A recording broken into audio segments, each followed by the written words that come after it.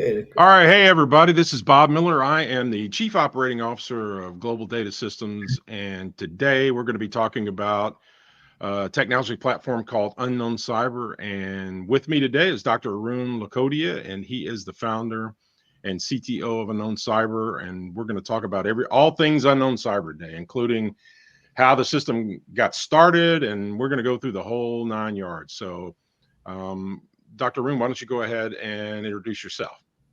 Hi, all. This is Arun Lakhotia. I am the CTO, founder and CTO of UnknowCyber. I'm also a professor of computer science at the University of Louisiana at Lafayette. I'm excited to bring our story of UnknowCyber to you, Bob, and all the audience. Yeah, that's great. I mean, you and I have known each other. I moved back to Louisiana from San Jose, California in about 2010, and I think it was only about a year after I was here I met you as part of the economic development crew that was part of Lafayette, Louisiana. But and I knew about your projects because you were doing all kinds. And I don't want to spoil it, but you have been doing a lot of really cool projects over all these years. And then one of those projects is what we're going to be talking about today. But you had your hands in so many great research projects. And I knew about that. I knew about them through all of the communication we had. It's just part of economic development in our little city here. So I've known about you forever, but then we kind of got reattached here recently in the last few years because of the system that you had, which is UnknowNCyber we're going to be talking about, and the fact that I'm working for a managed service provider and a managed security service provider, and our paths overlapped at that point. And so we'll get to more of that as we kind of go through it. So Dr. Rindy, I think the main thing that people are going to be interested in is how did this all get started? I mean, in the end, where did this all come from? Because once we get into the technology and they start seeing how this works, right, and what it does, and the thought process you had behind it, I, as a computer nerd, which my degrees are in computer science and math, right? So I'm by definition a computer nerd. So I love the computer science that was a part of this. Once you actually let me take a look under the hood, but a lot of people won't know much about that. But I think the important thing is, okay, well, how did we even get started? So I'll let you take off from there. Give us a history lesson on Dr. Arun Lakhotia, will you? Hey, thanks, Bob. I mean, yeah, talking about history, like when we were looking at the idea of presenting how we started, I look back and it's like already 22 years, if I can time myself there, at least 22 years, maybe 24 years. I don't even know where to start, but it was fascinating to just go back and get a sense of where did I really start. And I think it's the steps. I think I feel it'll be interesting for audience to know the steps, not just where we Yeah, are, right. but how we got there. I think the steps are very, very fascinating to me when I look back. Yeah. So the interesting part, it started in early 2000.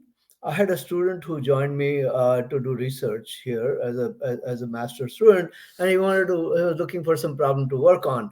He was interested in security at that time. He'd come from India. He was working in network, and he was like fascinated about security. And I didn't know anything about security. I was in program analysis, I was compilers, and so on. So we're looking for intersection. Where can we connect together security and compilers? So you came to hit on this computer viruses. That was a big thing, computer viruses that time. Mm-hmm. And there was a conference coming in town, Virus Bulletin Conference. That was in New Orleans. Okay, Virus Bulletin, 2000 Uh-huh. later, I think it came. And two of us went to visit the conference. I wanted to learn what was going on. And that's started rolling. And eventually I've had several students come through this pipeline, and the person who started, his name is Prabhat Singh. He went on, did very fascinating stuff in Semantic and McAfee. He rose up to VP engineering, a lot of product development that is done. We had some more students, graduates of mine went to again Symantec and McAfee, and I think Deloitte, one of them is now currently in Deloitte. And so it's been very fascinating journey, not just developing the technology, but also developing the workforce, the students who Yeah. become leaders in the industry. So that's like early starts. I don't tell you what the problem is, but that's where we started. Yeah. Yeah. Now, one of the things I learned in the conference in Virus Bulletin conference that I think is very important. That stayed with me, and that's where it all triggered. I met then industry leaders there. There's a guy at that time, Peter Zohr, incredible person, Peter Zohr. He passed away several years ago, and now there's a award in his name, Peter Zohr Award, given by Virus Bulletin, which is one of the leading conferences and publications in that space. And the big thing when we went to this 2000 conference was this thing called polymorphic malware, metamorphic malware. And I was like, what are these things? I want to learn about it. And that's where the first thing started. I learned that these techniques are being defeated. I mean, the antiviruses are being defeated. I learned how are they being defeated, in this case, metamorphic, polymorphic malware. But I also learned that there was not much use of compiler background in that area. So when I went to the meeting, there was like people who were extremely good in reverse engineering, extremely good in sandboxing, extremely good in all kinds of data. Very fascinating group. But I felt there was a lack of this compiler knowledge. At least I didn't meet anyone. So I said, okay, I got a little space that I can bring my expertise to. Yeah. And that's where the whole trigger started. Yeah, that's interesting because like in programming, when we hear the terms polymorphic and things as programmers, we know what that means, right? Yeah. We means that, these are mutations or hybrids of whatever the existing or, previous objects and or code was. Yeah. And we create a new version by inheriting from those things. And then, extending the class or changing. Ultimately, from everybody who's in cybersecurity, what we're really doing is you're changing the algorithm to the point that, like you said, it starts defeating traditional methods because that program's no longer identifiable as the same program. And with the way systems kind of worked back in the day there, it was all about signatures, right? All you really had to work with were these virus signatures. But if you change substantively the underlying code, which by the way is the same way it works today. I mean, and in reality, nothing's changed all these years. Yeah. It's still the same technique, right? The other thing I really like about what you were saying is that because I've always found this, there's a difference between computer engineers and computer scientists, when you get right down to it, right? Yeah. Because there is the engineers are always going to be, like you said, very good at taking things apart, disassembling, looking at them, even code, right? They'll get down to the machine language level and they'll start breaking those things apart. And they're good at that. They're good at decomposing things and then figuring out how they work. But in reality, application level, when you get up into compilers and things, you're trying to work on a much bigger, more mass instruction level, right? So you have to think more generically. Yeah. Which I think in the end, when you get through explaining this, they'll start seeing the connection between that perspective as a computer scientist that is involved in writing compilers thing. That's a different perspective than you would typically see in the early stages of this virus, this virus battles that were going on. So keep going. And interesting, now you use the word virus battle. My first product was virus battle. Oh, was it? I didn't even know that. I have no clue. Yeah. Well, great minds think alike. I mean, that seems logical. Before UnknownCyber, it was virus battle. I don't know. Well, I'll be down. That's interesting. I might have just given up the domain recently, virus battle. That's probably worth $1 million, Doc. You should have held on to that one. Very interesting. Yeah. So when we started, like I said, we didn't know anything about malware, I didn't know much about it. So the first work, we literally ripped apart malware. We went in, looked at malware, ripped apart stuff, and one of the first thesis was by Prabhat Singh, who I just mentioned. He had, I think, a very fascinating piece of work. I was just going over it, and I just show you some maybe. Some of his work, and then there's physiology right there. Physiology. So he described components of virus and worm using a certain language he came up with. So this will be the component. This is not virus and worm, but he used this language. That there will be a subject. Some things when it's going to work on an object is going to achieve something. But let's see what the components it came up with. Okay, there's some very interesting components. For example. Here we came up with these components. Malware has to have an installer. Yeah. It has a payload that is delivering. Yeah. And then it will be the injector that will take the payload and inject it. It will have a concealer that has to hide. It helps you hide. A replicator that duplicates. and surveyor that looks for target to attack. Yeah. And they used it for both worms propagate or network, where the target is a machine, and he used it to also model just viruses where Mm, the target is a program. He used a common language to describe both, and he came up with all kinds of, for each of these components, defined what are the different ways you can install, what are the different ways you can survey, what are the different ways you can conceal. Studied a whole bunch of malware, and we partitioned it in this. So that's the first piece of work, and from there on we went on further, and I have a whole bunch of work in there. I'll show you some of the very, very early work that we had. This, I think, a fascinating one, which was we were trying to say, okay, how can I get rid of these variations? right. Yeah. So we had this on a imposing program order on program statements to assist Yep. antivirus scanners. So this was at the source code. How do I, like when you have polymorphic malware, Hmm. the code is reordered, but the code does the same thing. Came Yeah. up with fascinating work in this. I came up Yeah. with another one where, say, are metamorphic viruses really invincible? Yeah. This work I was by, yeah, Go ahead. Go uh, ahead. Aditya Kapoor and Eric Kumar, both are leaders in the malware industry now. And so again, we went to the nitty gritty, actually the bottom. Okay, what is it that we can use to defeat it? In this case, essentially, we say they're not invincible. We can tackle them. Right. We had Yeah. this, So yeah, I was going to ask because I think this is the part that's really fascinating, right? I mean, because so here's the overall the high level challenge that people I don't think a lot of people don't understand, other than those of us that do this all the time. The point is that when you write a piece of software, you can have 10 different authors write that software. And, in other words, I want to accomplish function A and I want to use these inputs and I'm looking for these outputs. That's kind of a loose definition of a program. Well, if you get 10 programmers to write that code, it's going to look 10 different ways, right? No two of those softwares or yeah, programs are going to be identical because it is as much of an art as a science as to how you use what environment you're going to use, what operating system you're going to do it in.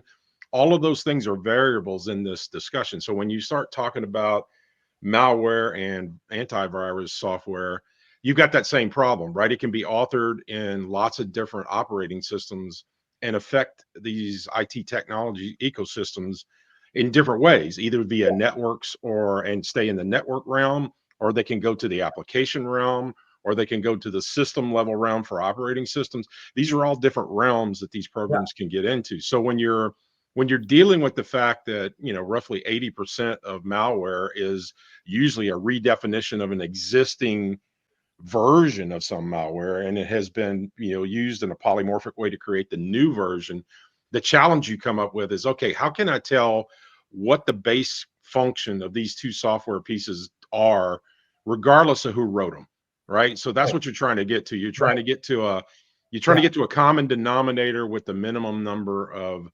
steps to actually yeah, execute yeah, what the functions are in here. And by the way, this has been a lot of the work you were doing then has been subsumed into things like compiler efficiencies, right? Where compilers actually, kind of do some of this now. Modern compilers have the ability to do a little bit of this already. They're called optimizing compilers because mhm, what they do is look at what you're trying to really accomplish, which is a lot what you were defining in these early stages. Hey, here's what we're going to do to make this an optimized day. We're going to reduce the number of statements to only the ones that are necessary to accomplish the right, function. And I don't care if you wrote 100 lines, if it only took 10 lines for this optimizing compiler, it reduces everything down to the 10 lines. So that's a lot of follow on to what you were actually spearheading in the beginning, right? Which is just yeah, to analyze those things to figure out what the mechanics are to get down to the common denominator of the code, regardless of the environment, regardless of the language, regardless of the operating system, right? I mean, that's what you're really talking about. yep, yep, yep. Yeah. Yep. And so our first versions were very based on individual particular malware. So this is where early work, for example, using engine signature to detect metamorphic malware. There we went and analyzed the engine, the actual malware metamorphic engine, say, can we use it to detect signature? We Right. have this thing called normalizing metamorphic malware using term rewriting. This again, we took a particular metamorphic malware, learned what it does, and we Right. used what's called as term rewriting to rewrite the code that it was producing. This is again very, very, very interesting work. Here, our focus, like this, was exploiting similarity between variants to defeat malware. This is, there's a lot of common code. Can we use the similarity? So this goes back, like, 2007, 2006. That's where Mm, we're looking at this whole part of how do I deal with metamorphic polymorphism, and how yeah. do I take advantage of software. So we focus on software similarity analysis, a problem in malware analysis. That's been our focus all along. Now, Right. the first work we did was which eventually led to machine learning, and which I mentioned. This is using phylogeny. This is where we move into the AI space. We developed this thing called malware phylogeny generation using permutation of code. So here we are looking at code Hmm. permutation at the assembly level. So this was actually very well received work, and this is more closer to what a lot of the machine learning algorithms currently use. If they use disassembly, then they use this model that we have here. All Now, it right. turns out, yeah. Now, the fascinating thing happened. This is about 2005. We published this paper. Then we developed some system which we call VILO, which is virus phylogeny. That was about 2008 or 10 time frame. And that's one thing, something interesting happened at that time. The DARPA, or Defense Advanced Research Mm, Project Agency, they right. announced a project at that time called the Cyber Genome, the DARPA Cyber Genome Project. So at that time, we had all of these publications already in place, and then it happens that I got a call. I was not aware of this program, but I got a call from this guy from Charles River Analytics, Scott uh, Scott McNeely, and it's like, hey, reached out to me, say, I saw your work, and there's this program, DARPA Cyber, want to join us? I said, yeah, why not? And turns out eventually we ended up getting a funded project. And that's where a major research switch happened that I think is extremely fascinating and important for people to know. Yeah. We had what we thought was the uh, uh, best things in sliced bread kind of stuff. We Right. Right. a virus. And when we went into the DARPA cyber genome, based on the work I had already done, all this phylogeny generation using this permutation of code, when we put it to test, and DARPA does a fascinating thing. They bring their own testing team, and in the testing team, they create their own product. In this case, own malware or Yeah. fragments of malware or programs that may have properties that they want to check, and they put it to test that can we find similarity. In this case, can we find cyber genome? It turns out that whole thing failed completely. It was a Yeah. complete disaster. It's bad. It's failed so bad it was bad. Okay. uh, that is an Hey. important thing, because I want to say, because that made us break Yeah. out of our mold and say, okay, you know what, we need to rethink. We need to go a different way, because this was what we were doing until then was the classic machine learning model. We say we're gonna disassemble, we're gonna throw it to the machine will figure out what to do, and as no. And we were tuning and tuning. We were putting layers and layers of this neural network and whatnot, and there's nothing getting good. Yeah. And Not having an effect. that's where I had the final thing. This came out. This work. I have this fast location of similar code fragment using Right. semantic juice. That was the big one. And because of the failures, and because more the control test by DARPA, they did control tests. They created programs, particular programs with known property, and then say, hey, find similarity. And no, sir, it don't work. and Yeah. and this is the work I think I'm most proud of, which led to everything that we have in unknown cyber. The Yeah. bottom of it is what we call as a juice. And my notion of juice was like, orange juice and your Hmm. tomato, not tomato juice, but orange juice, and let's say lemon juice. You squeeze the juice. Juice is the essence of it. Everything else is fluff. There's a lot of fluff Right. in lemon and orange. Yeah. but you need to get the fiber off. You need just the juice. That's Yeah. what it does. Is what we do is we take the code and we squeeze it to just get the juice, and Yeah. then we throw away everything else. Yeah, I think that's the part that fascinated me, right? That definitely was it, because that's where it deviated from my previous understanding of kind of logical approaches to doing this sort of thing. Was It stood out to me when I read through the material that you'd given me to take a look at. I could tell you exactly where that I could see exactly where that leap happened, right? And by the way, this is a good lesson for anybody who's trying to do an innovation. The point is, you're going to fail 3 out of 4 times. Almost on average, you fail 3 out of 4 times. But the purpose of that is so that you can learn to look in a different direction, right? And that's exactly what you guys did. You tried it, it failed. You says we got to pivot. This is not the right way to go. You picked another path, and then you hit a eureka moment, right, where you actually got something novel developed that accomplished the task. Which I love the way you call it juice, because that's really what it just boils it down to its concentrated constituent parts that are necessary, and it gets rid of everything else. And I know we're going to talk more about this as we go, but the whole idea of how you vectorize something, there's some real elegant, beautiful computer science and mathematics. I would say this: one doesn't exist without the other in unknown cyber. You actually need the same. You take a mathematical approach in some cases to the computer science necessary to pull it off, right? Yeah. And that'll be fun to talk about as we go. But keep going. So you were at the juice level now. Yeah, and so this was, and the beautiful part was that when we entered DARPA cyber genome, in a 2 year down the line, we were like performing pretty bad. 4 year end of the project, we were like, good, great. We're like, so if you, they had a ranking measurement from 0 to 1. 0, 1 is we were good. In the first 2 year mark, we were like about 0.2 in the 0 to 1. So that's no Bottom good. 20%, right? Yeah, yeah, Yeah, that's no good. And towards the end, we were like 0.88. That was like incredible at that level. It's a huge change. yeah, And we also reduced all of the machine learning part. We removed all of yeah. these, neural network layer and everything, and then it was like incredibly good.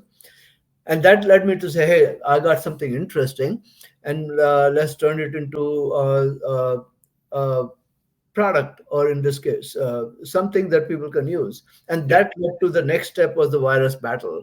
Okay, the virus Right. battle was a first level system we developed using this semantic juice that was Uh-huh. based on similarity. So you upload a file and it's going to find things that are similar to it. So that is the virus battle. And that was developed in the university. I had some great students working with me on this. Charles Ledoux, he was one of the lead on that, and there's another guy, Craig Miles. Both are incredible places. I think Craig is in Amazon, Charles is in Google now. So incredible students. And so that virus battle gave the initial sort of stuff that I could show to people. And Yeah. when I showed to people, I showed a lot of people, this is, and I went to had FBI Cyber in New Orleans. I showed the system to them and says, hey, look, this is what we can do. You put a file, you upload the file based on code. We normalize the code and we find similar stuff, fragment. And the FBI Cyber then say, hey, we got to show it to our headquarters. And so they had the FBI headquarters people come to my lab. And again, I showed it to them, and they were like very fascinated that, wow, you can do that. So when I had this positive response, I said, hey, I can't leave it in the lab. I need to now bring it Mhm. out and create a product out of it. Because, I mean, you can do open source also, but open source is not controllable. It is left to the Right. mercy of people to do That's right. stuff. I said, I got to put my energy behind it and make it happen. And, Right. yeah. And of course, I'm very thankful. The university was very, very supportive of this. University and Yeah. the Right. community in Lafayette was incredible support to make it happen. Yeah, Yeah. Yeah. I teach a class, I mean, ironically, which is ironic to me, but I teach a class at the university too now. I just teach one a semester, but it's on innovation, it's on engineering innovation, right? Which talks about innovation systems. So it's interesting because my past getting to Lafayette was, like I said, I worked with when I moved back, the economic development people wanted someone to help create what yeah, they had seen in other cities, like a technology accelerator program. So I was the founding director of what's now called the Opportunity Machine in Lafayette. And so I got a chance to work with and mentor a lot of high growth technology companies in the city. And you're right, there is so much support in our little town. We bat way above our size, right, in this Yeah, location, because we really, it's an entrepreneurial sort of a culture already, since it goes back to the energy sector times. A yeah. lot of technology for the energy sector was invented here. So the mentality is here about being able to actually build and create, right? And so that permeates every level of the culture in Lafayette. So to your point, the university's built on those underpinnings, and the local government's built on those underpinnings. And so it's a great place to be if you want to do like you're just doing here, creating some kind of new technology. In this case, technology that was you know so different from the others. And if you wanted to kind of explain what the if you want to sum it up in short couple sentences, what's the main difference between what you're doing versus what other people are doing? And we don't want to go into a lot of detail because we're going to keep talking about this, but if you want to give them a hint of what we're going to be talking about, what's the main difference between them? So I think uh, it's it's not to, so to say, pull down any of the technology. Each No, there that's are right. classes of technology that solve sort of a different problem, or they work in a Right. different context. So when Right. you have like antiviruses, they work in a very different context. They have to make milliseconds, they have to make a decision whether something is good or bad. If they go into seconds, now you will have machines slow down, people will complain if they're scanning a whole disk and taking seconds to do a disk file. I mean, it's never gonna stop. So they have to make decisions very, very, very quick. And Hmm. so in that context, they can only do so much. They can only look at stuff so much. Okay, that's Right. I think a major limitation of those technologies. They have to work with very quick signatures and so on, and they get defeated because of their operating condition is such that you cannot make it any faster, any better in some certain way. They're constrained. Right. Then you have sandboxes. Sandboxes are extremely good technology where you can run the program in a sandbox, observe the behavior and all that stuff. And of course, you can see a huge number of technologies that use sandboxes to extract and show the work. Now, there again, you have limitation on those technologies, and the key thing there is that you can you have to run the program in an environment where you can actually observe the behavior. So you have to have the Hmm. environment first. If you have a Linux program, you can't run it on Windows. If you have a Windows Right. 2007 program, it may not work on Windows XP or so on. So you have to write environment, and you have to have the right. If it uses a certain library or certain DLL, it better be there. So there's a lot of constraints there. But Yeah. nonetheless, they are important piece of Right. technology. They have gaps. Now, Yeah. what is missing in between, therefore, is that now there's no technology at that time that was actually doing deep code inspection. So actually going through the code, disassemble the code and do analysis at that level. That was the piece that was missing. And that's where we came in. Okay. We bring our compilers background there. We go, in this case, we reverse compile, then compile forward. Right. And then we also tied machine learning part there. Hmm. So the a big innovation was like the semantic juice, where we take the code, we disassemble the code. So you got the code. Disassembly has been there forever, so there's nothing Right. magical about disassembly. But the next step is where we took the code and we say, well, let's reduce the code to the juice, what I call as the juice. And juice, the way it is any code that you have in assembly level is gonna make a change in memory. It Right. changes the memory, or it changes registers. And typically also does IO, input output, but those can be registered or memory mapped. So you can think of the in and out instructions as some sort of a memory operations or register operation. So anything has effect on memory or registers. That's it. All instructions will have effect on memory and registers. So what we did was juice is really a summarization in a mathematical summary of Right. the sequence of instructions on what is it that's doing. It's a Yeah. mathematical abstraction. Yeah. And that I think was the difference where there That's are, it. yeah. So there are different, so abstraction means you throw away detail. That's the Yeah. idea of it. So the question really becomes, what detail are you throwing away?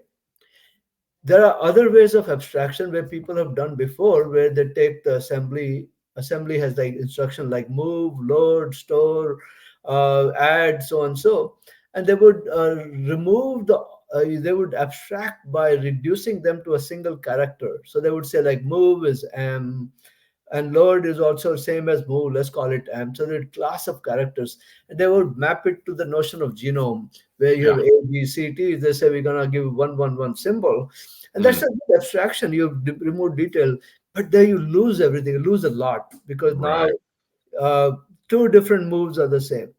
Yeah. We went a different direction of abstraction. We went to the point of let's compute the semantics and let's, so we have a mathematical abstraction, but it's a little bit higher cost because we have to do some extra work. But the abstraction is such that we only lose how things are done, but not what is done. Yes. Yeah. I think that was the big step for me too, because when I, for everybody who's not, talking on our level necessarily, what we're talking about here is that in the realm of computer science, there is always this thing when you're trying to, and in your case, you were talking about, squeezing the juice out of something. Yeah, You can think in terms of compression algorithms, right? There are yeah, times when you do compression algorithms, and most people will know this, you can the size, just as an example, the size of a graphic file can be manipulated quite a bit by what level of abstraction you're willing to apply yeah, to that graphic file, right? What compression you want to use on that file, or whether or not you want to compile a lot or compress a lot of objects into one object. You can do that as well. But the idea being that is most compression algorithms or most optimization algorithms are what we call lossy algorithms. In other words, you lose some fidelity of the data in the process of doing this compression, right? Whatever your minimization, compression, you can use whatever word you want. It's taking something that's in one form and then reducing it down to a smaller subset of what it was before, right? yeah, And the level of detail that you lose, in other words, however aggressive your approach is to those, is going to result in a file that has characteristics that allow you to do certain things with it, and it's going to have limitations based on the granularity of the data that's there. And what you're talking about, Dr. Arun, is that you're yeah, basically saying, yeah, well, you can go all the way down to just representing it by one letter, or you can meet somewhere in the middle where, okay, I'm not changing what it's doing. I'm not changing what it's doing at all, but I'm vectorizing things like, because it doesn't really matter in the space of a computer system.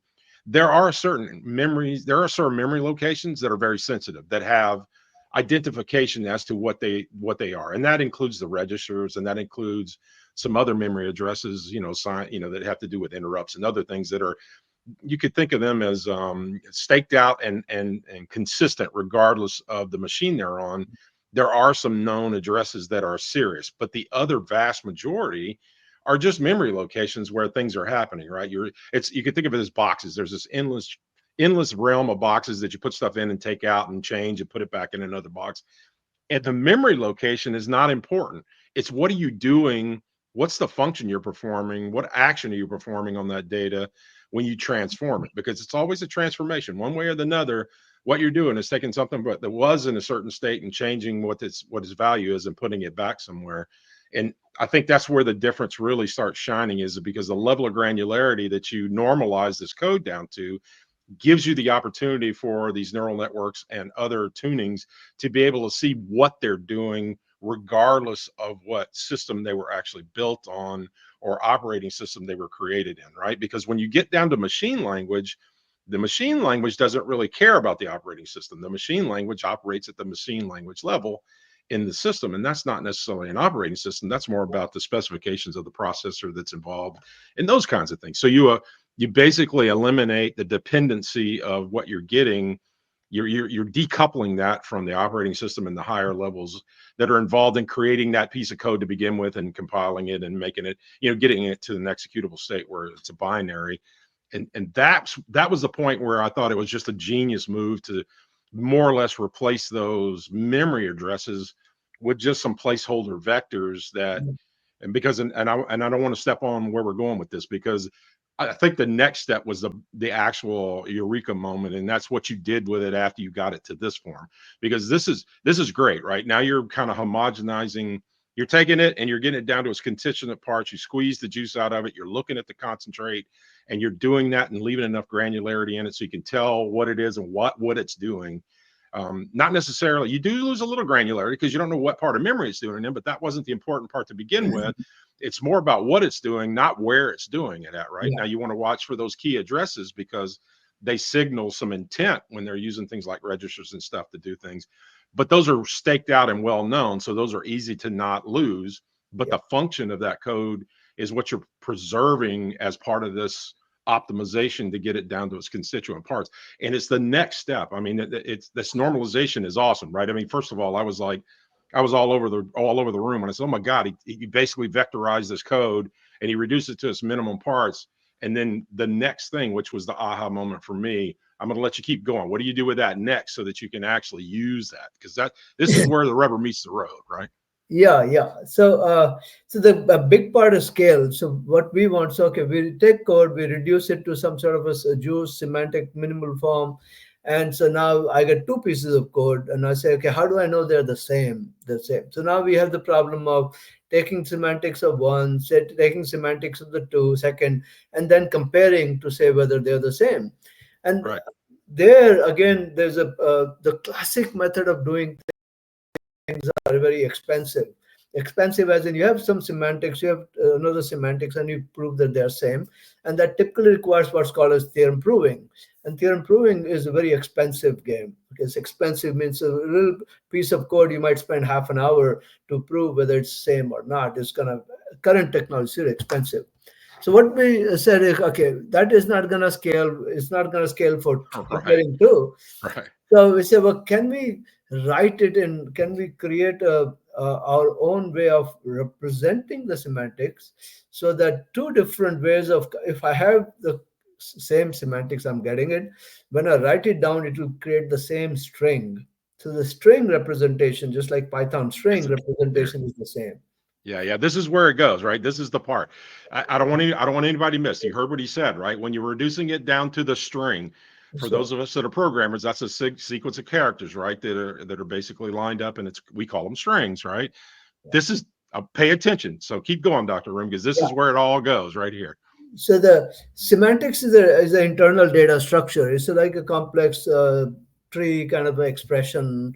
You take like expressions represented in a tree, that's semantics. And we have semantics, you're comparing data structures and you're trying to prove equivalence. So now when we represent it as a string, and we have our own way of encoding the structure, so that two different ways of computing the same data structure will end up still producing the same exact string. There it is. That's the key. What you just said right there. Different representations at a high level, but when you reduce them to the low level machine language, you're going to wind up getting the same string, because in the optimized form, that's where it winds up, right? Right. So just now we've gone past the machine language part. Okay, that part is gone. Yes, we're past that. You're right. We're in the string. We're in the string. Now you're going. I don't want to ruin it, because I just love this part. Python level, we are doing it in strings. And so the benefit of that is that when you have a string, and then we say, well, the string are equal, then they are same. String are not equal, the semantic is different. Then now you don't need to match anymore. You can use those strings to create indexes. So I can take a program and I can extract the semantics, which is represented as strings. And now I have my program is a collection of strings. Okay. Strings, I can index them. I can throw them in the database. I get a new program. I take it, disassemble it. I get the semantics. I compute the strings. And then I go say, hey, look up the database and find which ones are similar. Yeah, there you go. Scaled up, that is, now we can very accurate. The strings are coming from semantics. Semantics doesn't lose what it does, it only loses how it does. So that means when two strings are matching, they're doing the same thing. Yeah. And so when I take a collection of strings from a file and I get collection of strings from another file, and they have a certain level of overlap, we can say, hey, they do the same thing. And that's roughly what is in the classically called the Jacquard similarity. You take two set of strings and compute a Jacquard similarity in a range of 0 to 1. Right. Very, very scalable. You don't have to do pairwise match. You can go take a vector and say, I have a collection of vectors. I take a vector and say, find me the closest certain similar vectors, and pop comes out very fast. Is that's what you call, I mean, because in your terminology, right, this is when we're talking about the quote bag of features, right? Right? Because the features are the string vectors, those strings themselves, Yeah. And then because this is the part, and I didn't know if you were going to get to this, and I may be stepping on you, but I'm sorry if I'm doing. So, But the point is that you're able, when you're looking at things from a classic virus analysis standpoint, you're looking at it at a program level, right? You're yeah, looking at a hash at a program level. What we're talking about here is that when you get things down to this level of specificity, you reverse engineer it, you've squeezed all of the juice out of it and got the constituent parts, you turn them into basically state vectors, which are strings, and then you're keeping the granularity that you're able to keep is that you can collect those strings into what you call terminology wise as a bag, but everybody else could think of a function or a procedure in a program. You're able to group those instructions and keep their relative relationship to one another intact by saying, hey, all of these vectors were a part of this quote bag, which was a function or a procedure in other terms, but you're keeping that relationship together. So now you're not looking at code at a program level, you're looking at code at a function procedure level with that level of granularity. And you're able to, and what you're doing is you're keeping that relationship, you're including that in the database so that when you go look for quote similarities, when you're doing the similarity and it's a percentage a likeness of one thing to another, you're not just looking at a program level, hey, how much does this program match? You're looking, okay, well, what portions of this program match what portions of this other program that we think is malicious? And you're going to give, and you're going to keep talking about this. I don't want to get too far ahead, but that's the bag and that's the features and how that fits into yeah, to the overall process, right? yeah, yeah.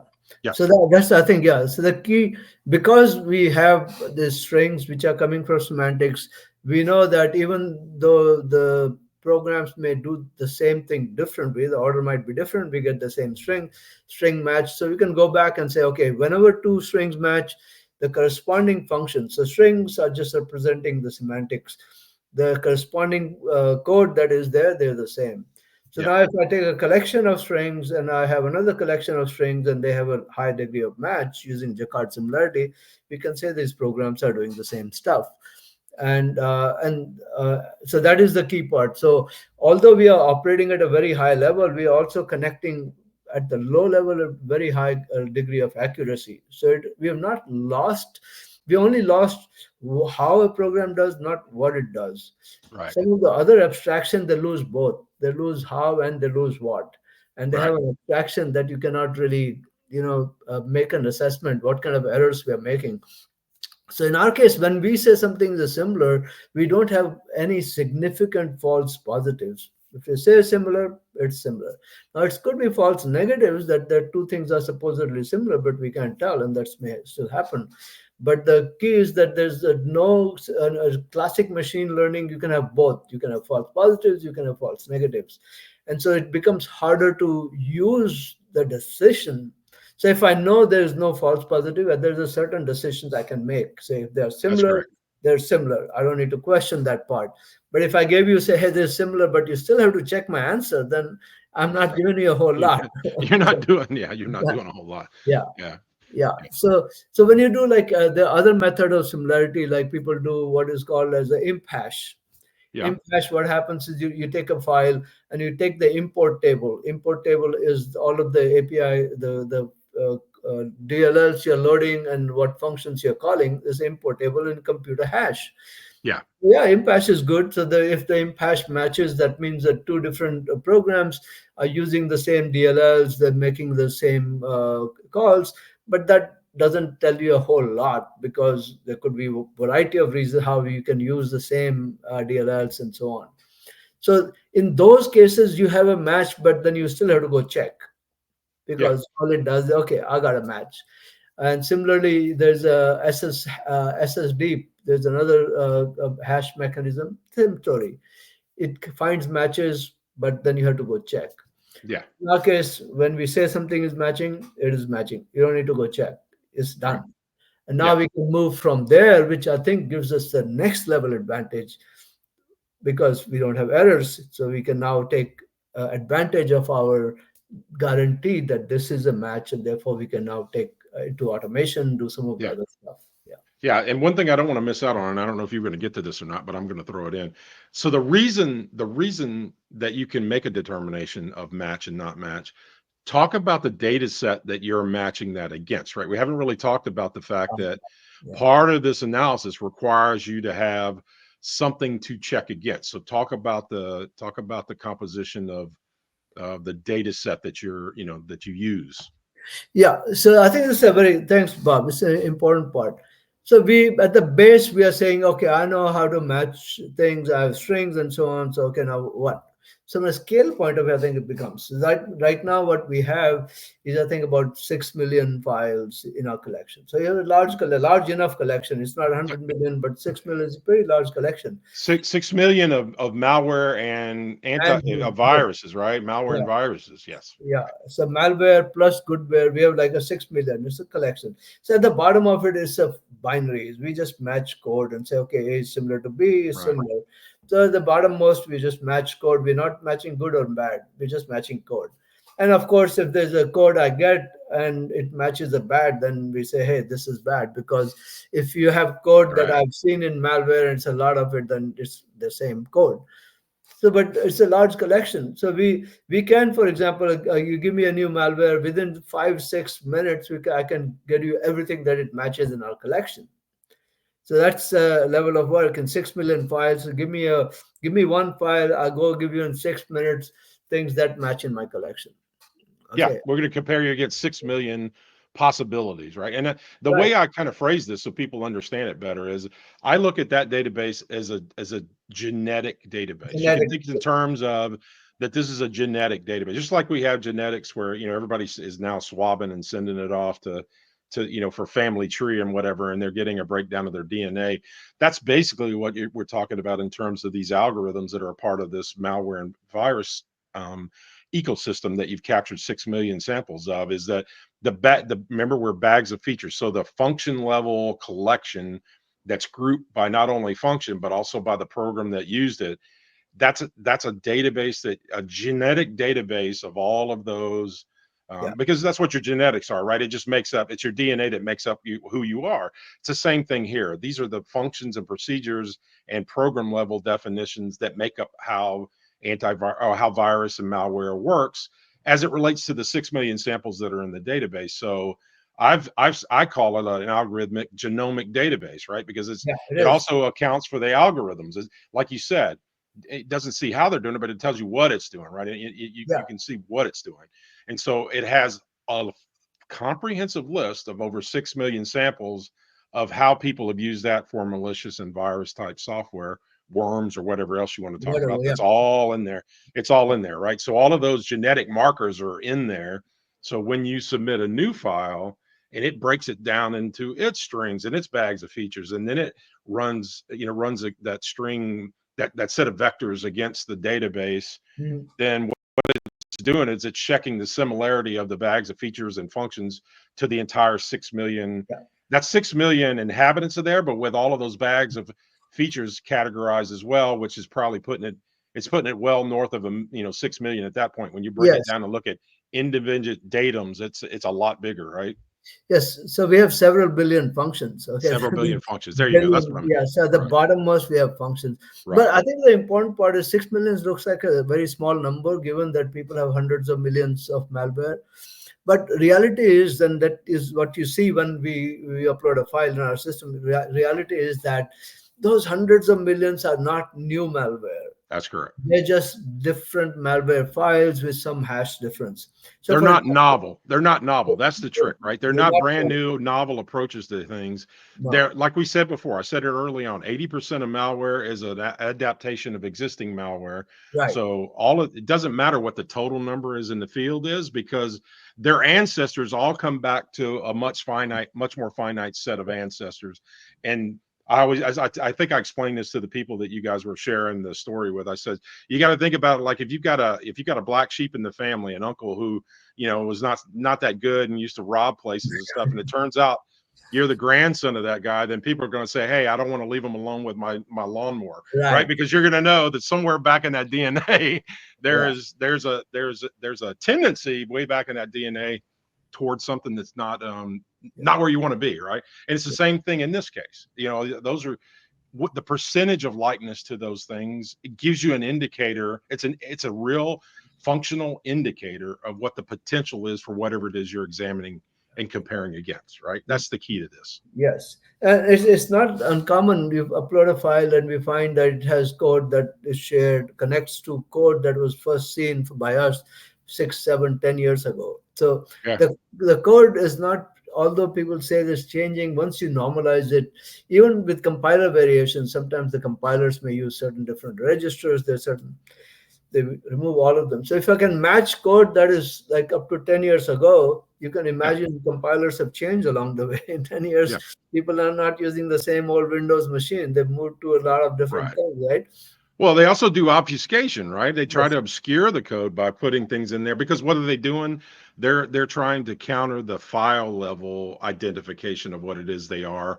So they are manipulating things so that the hash codes at a high level are not recognizable. Okay, yeah, But that's again, that was part of where they miss out on that dimension, the yeah, dimensionality of the data, yeah. looking at it at that level. But when you go through this other process, like we said, and now I'm not just looking at you as a human and saying, okay, I see what you look like. Now I'm looking at your dental records. Now I'm looking at your blood type. Now I'm looking at, your fingerprints. I'm looking at it a lot more granularly and to figure out if you're really a match for what I'm looking for or not. Right. And that's what it comes Right, down to. right. Yeah. And so there the variation is not a lot of variation. So for example, when we get data, one of the biggest noise, there's a lot of noise on the internet. Noise as in the same stuff is just all over the place. MIRAI is today one of the biggest noise. Okay, there's just almost every router is being hit, or you put any kind of those honey pots, honey nut, they're gonna get so much of fluff, and that fluff everyone is collecting. So Yeah. your huge amount of data is just noise. There's no use. And for our case, what happens? You get this huge number of MIRAI sample. We got tired of them, so we don't want no more MIRAI because they're all exact 1.0 match. They're like 1.0, 0 to 1 is our match range. When you Right. talk about similar, 1 is exactly similar. So Yeah. their file hashes are different, and the industry counts the number of files using file hashes, and that's why you get hundreds of millions of files, but they're meaningless if they're all 1.0 match. So in our Right. case, 6 million, I don't think we need a whole lot more. But the key part is, again, going back to compression. What we find when we say 1.0 match, the two different files have 1.0 match, like if I can take 100 files and they all have 1.0 match, I only need one file. I don't need the Right. 99 other files because they're Right. 1.0 match. I don't need 99 other. And so we find in our database, our compression is something like this. Our actual number of files may be something like I think 12 million. But Mm. when we compress it, as in unique hashes, unique, what we call as the 1 point, all of the 1.0 matches are replaced by one, Yeah. we are about 6 million. So that's Yeah. half. Now, there are some unique and some they are like huge 3,000, 4,000 matches. Those are the fluff that is, I think, is inundating the internet, the fluff. Yeah. Well, as like you said, it's too easy, right? They can just change a few things, and all of a sudden, Yeah. it's a new flavor of the month. So that's the downfall of looking at it at that level. But like I think everybody can understand. Okay, yeah, there may be 100 million out there, but the bottom line is again we go back to who the ancestors are. There's much fewer of those, and everybody winds up reusing it. Now, the other piece that you get now, and we know this from our practical experience together, is that there are legitimate reasons for using certain types of algorithms that wind up, that are also reused by viruses and malware, right? And to give you an example of that, remote procedure calls or types of encryption algorithms, Oh, yeah. those things are actually functions of programs that are, that are actually, in normal software, because in some cases you have to do those same things, right? Yeah. So you get a percentage of matches in some cases. You get, but the point is they're weighted, right? So you may see a match, but it's weighted because it's more likely to show up in a Yeah. legitimate program as it is a virus or malware program who's just using the same algorithm to make it happen. Absolutely. So there you have, your system is tuned to understand that, right? That some of these baseline, very low level functions have both a legitimate purpose and an illegitimate purpose. And so you weight those differently than things that we know are using for an illegitimate purpose, but are much more rare in an algorithmic sense, right? At a function Yeah. level sense. Yeah. So yeah, if you go back to what I started with, the initial work we had, Prabhat Singh had done the physiological decomposition. It has Right. components. So it has this thing called installer. It had a payload. It had concealer and surveyor. Individually, you can look at installers. I mean, look, we got installers. Anything you download Hmm. has to install, and it carries a payload you install, because you get that MSI file, which is the installer. It has a payload Right. that is going to install. The installer payload is always there. And so, but if you look at all of these components, it has an installer, it has a payload, it has a concealer, it has a surveyor, it has a propagator. Now you say, hey, I mean, yes, individually, each component could be a valid reason to have it. When you put them all together in one place, now your eyes Right. should open up and say, hey, should Yeah. it be doing it? All right. Right. Sh- Right. Well, sh- the probability of it being malicious goes up dramatically as the matches start falling Exactly. in place. It's not the functions themselves that make the decision. It's the grouping of those functions Grouping of this. together, Yeah. right? Which is just like we all have fingerprints, but it's our particular fingerprint and how it works that identifies us, right? It's the same thing in this case, right? Yeah. Yeah.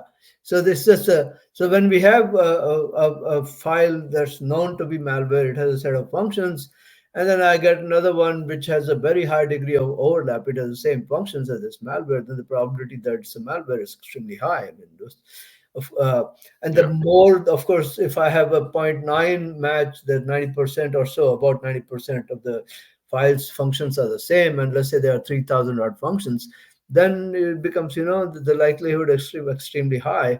And so that's where it comes, that if I have so we can call it like a proximity based. if Yeah. if I am hanging out with Right. some bad person, so the likelihood that people will treat me as bad too, if I'm it's Yeah. the company I keep. And so in that sense, if we do proximity, is A is very similar to B, then the likelihood that B has the same property as A, does the same thing, is Right. hanging around in the same circle. so you're so Right. so we're doing the proximity based. So now proximity based, you can propagate whatever property. If it is good, then the proximity says must be good.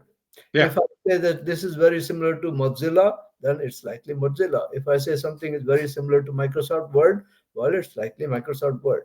And if I similarly say if it is very similar to Mirai, well, it's likely Mirai. In that sense, the Yeah. proximity is just, if I haven't known a priori known something, I know something about A, then I Hmm. get B, and B is very similar to A, then I can say, hey, whatever I know about A likely also holds for B.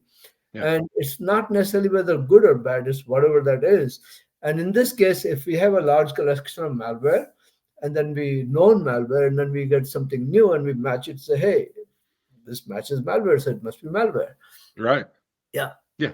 Yeah. Well, I know, I think that makes a lot of sense, right? Because it's, and you could, I mean, you could almost think about it statistically. If you look at the malware, it's like, well, if you have this function, there's a high probability that you need this other function, right? This next function to help it do its thing. And if you got these two functions, then there's a much higher probability that you need this other function to make this work, right? And because there's mechanics of how those things work Yeah. and interact with one another, those bags of features or those Yeah. functions or procedures, and you can tell, right? Well, if I've got an encryption algorithm, then I'm probably going to need some way to remote procedure call to get something to execute and use that encryption algorithm. Or I Yeah. may need something that manipulates HTML because I'm a plugin for a browser, and when I've got that plugin, I need these other two things to be, or three or four things, to be able to scrape passwords out of your browser or whatever. All of those are represented in those algorithms and are ultimately reduced down to a binary, whether that's an exe Yeah.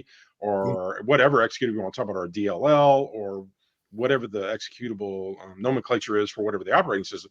The bottom line, those are all grouped together. Therefore, like you said, you can use them as a predictor of, well, if I see this function plus these other two, then the probability is much higher that these things are, because that grouping shows up in 80% of the samples that I've got for this particular strain of the virus.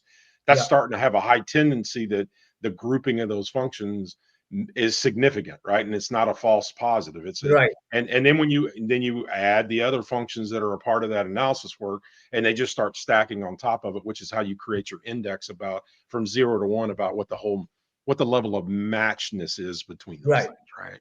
Yeah. Yes, Yeah. 100%. Yeah. And so all of this leads to interesting stuff. So at the bottom, we have a database of functions. Okay, functions as in, C, C++, those kind of functions, the database Right, of functions. And so when a new file comes, we can break it up into functions and find all of the functions that are already there and so on. And given right, a functions, we can go back and say, hey, this function appears in these 10,000 files, 5 files, 10 files, whatever. So we can track from file to functions and right, functions to file. So we can go both way, like what's called as a bipartite graph. You have functions on one side, you have files on another side, and there's edges going from files to functions, functions to file. Okay, you can go back and forth. That gives tremendous power. One was the similarity, which I talked about. But then it also can say we can use identify which functions appear in malware or which family of malware. So we can say, right. hey, if you give me MIRAI, or if you give me whatever the most recent, let's say, Volt Typhoon, as I have this file, this is Volt Typhoon, I'm going to throw in my collection. I say, find me the functions that are very unique to Volt Typhoon. That Yeah, I mean, code has, a lot of functions are there, and some of the functions are generated by compilers. They're very common. You'll find it everywhere. So we don't want to look at every function, say everything is. If you see this function, it must be bad. So we just want to say, can I find something that's so unique to that file? And so, or unique to a set of files. You can give me 10 files and say, find me functions that are unique to these two, or right. reasonably unique. Okay, so that I think is the next level power, because we can now identify specific pieces of code and say this one occurs in 5 files, this one occurs only in this file, this one, and then we know the property of those files where it occurs. So say, oh, this one occurs in 5 files, all of them are malware. This occurs in another 10 files, but they're all good. Some good, bad, whatever, we have some property of the functions. And with that, now we can identify functions that are representative of a particular file, malware or goodware. I mean, we don't care. We just find, okay, representative of that file. In our case, we want to find about malware. So we say find functions. I have this file. If it is malware, find me the functions that are very representative of this one. Right, And that is important because now I can take that function and construct a YARA rule from that function. So now right. I had already gone to strings. So when I say function, it's a string. It's a set of Okay. strings, yeah, vector set of strings, yeah. Yeah, but that string is already calculated. This and that is, there's no, that string is not in the program. All Right, we're doing is so now, but I need to go back and now find the bytecode that are actually used in the functions and construct a YARA from there. So right. that is, I think, the most amazing part after all of this, because we have precision. Say, Yeah, okay, this function is there, it occurs in like 10 files, they're all this particular malware.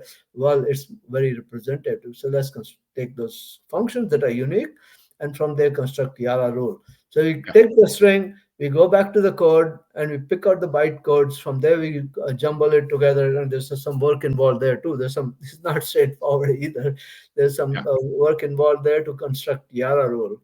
yeah, And that, I think, is the last part of the fascinating part, that because of code based, similarity based, this accurate semantics based, and then indexing to find the functions that are similar given a functions file it belongs to, we can go back, find the exact code, take exact code from 10 different files, because the same function is in 10 files right. and the code might be different.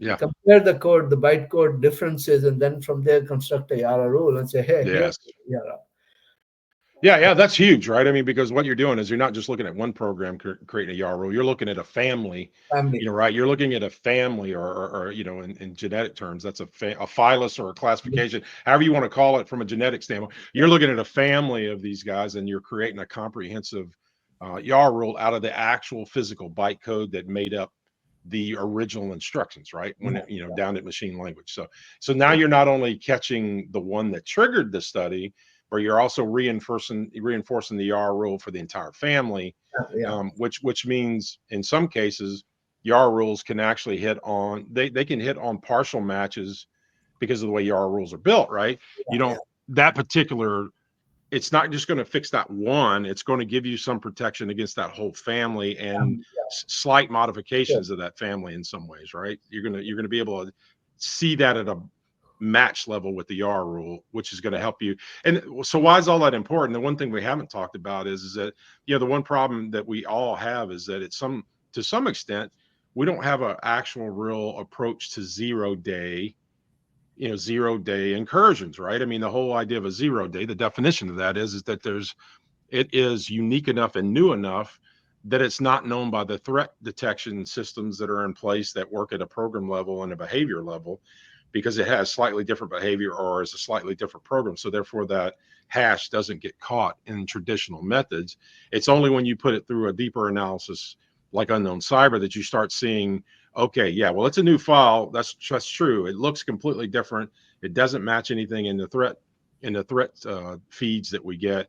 But when I go put it against UnknownCyber, I can see that it's 80% just like this grouping of family of other bad guys. So therefore, the potential that it is a bad guy is a 8 out of 10, 80% match on those things. And you say, okay, well, if it's 80% match, now that I'm convinced that this is not good and we don't need it, then I can produce a YAR rule. And we're going to get into this, by the way, when we do we're going to do a whole nother session on looking at UnknownCyber and seeing how the actual platform works. So we'll get more into that as we go. But I'm just teeing this up as a teaser for what's coming, Yeah, right? Is that you can put that, you can get that grouping, that family together, and then you can create a YAR rule, and you can inject that YAR rule into your feeds right away, immediately. And if that particular 0 day is wandering around in your ecosystem or your customers' ecosystems, then you have a way to address that even before it is found in the threat feeds. And once you validate it, you can submit that YAR rule to the threat feeds, and now you're helping the entire ecosystem yeah, protect itself from this new variant, right? And that is by far one of the most interesting things about UnknownCyber, one of the most productive things about UnknownCyber.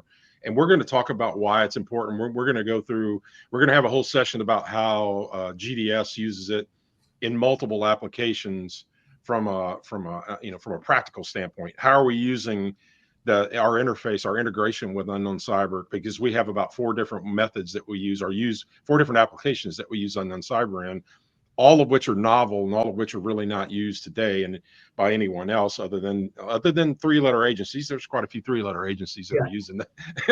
But yeah. as far as outside of the scope of that, we've been working for a couple of years with Dr. Arun, and we've been integrating this into our systems from a practical standpoint.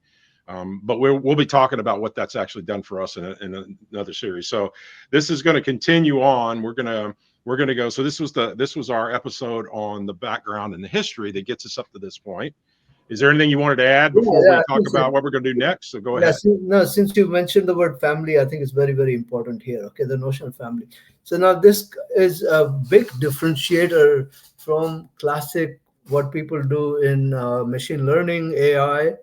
So if you look at all of the machine learning AI models, you have to train the models. You That's train correct. the model, and to train the model, you need samples that belong to let's say, a particular class, and samples that don't belong to a class. So you need to have uh, this is my collection of a particular family, and these other things are not in my family. So first, you have to start with the family. You have to have the family to call about a family. Right.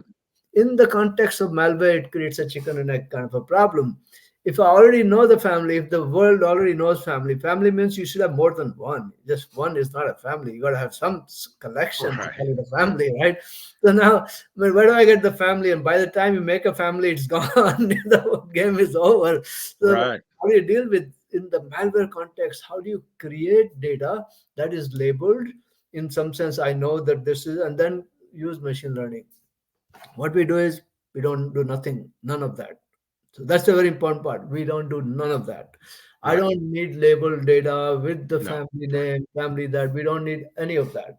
Right. All I need is give me one sample, and I'll find functions that are in there and not anywhere else.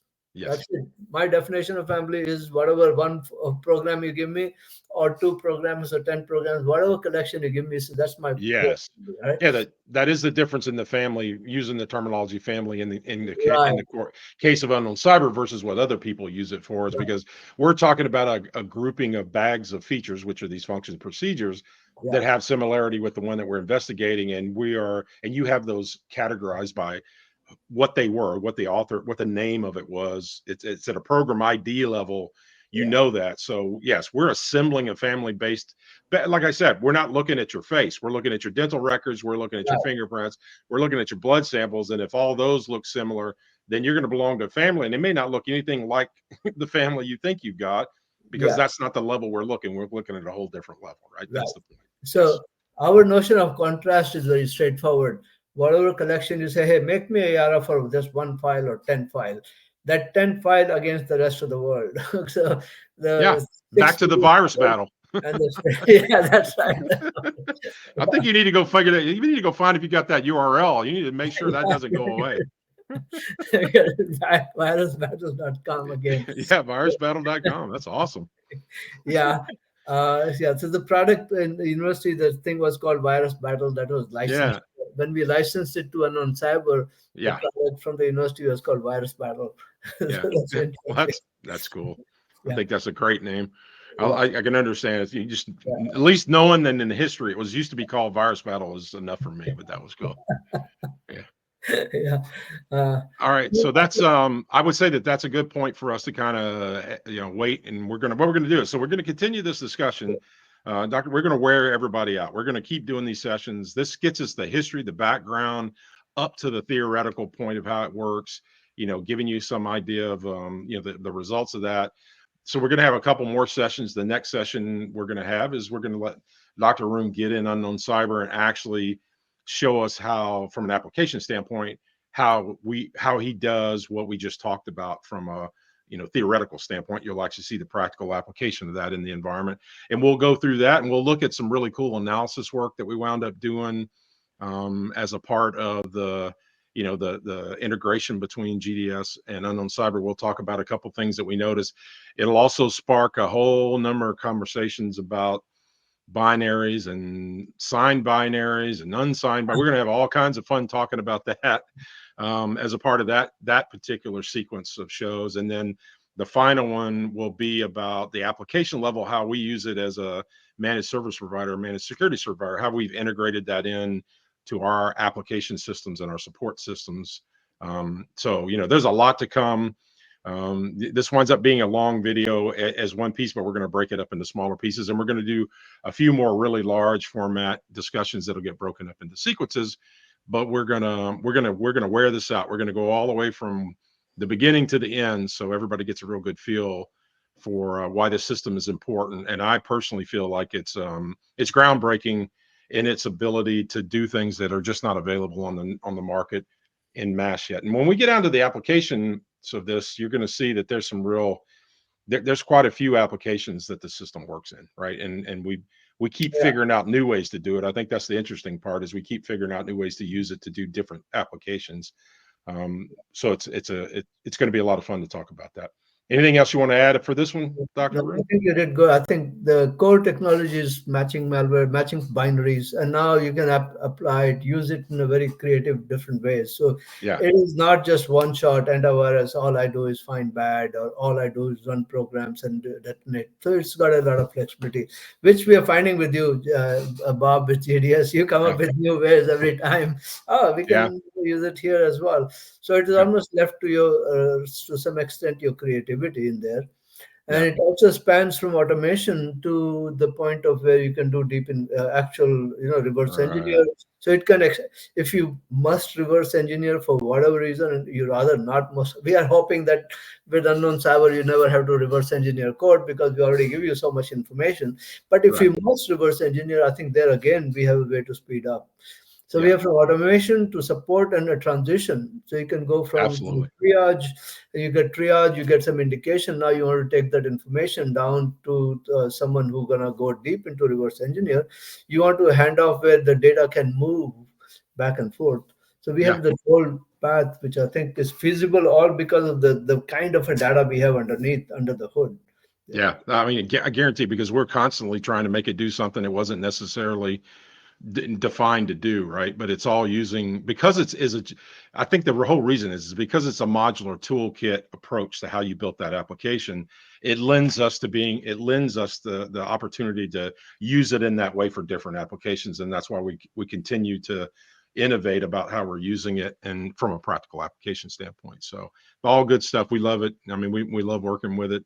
It's been really great working with you and UnknownCyber to kind of keep learning and building on this as we go, because we keep seeing it's been a good partnership, because we keep finding ways that we can utilize it to do some really good, really practical things that nobody else can do. So it's, you know what, this again, it's Bob Miller, and this is Dr. Arun Lakhotia with UnknownCyber, and we'll pick this up on the next sequence. All right. So All right. thanks, everybody. Thanks all.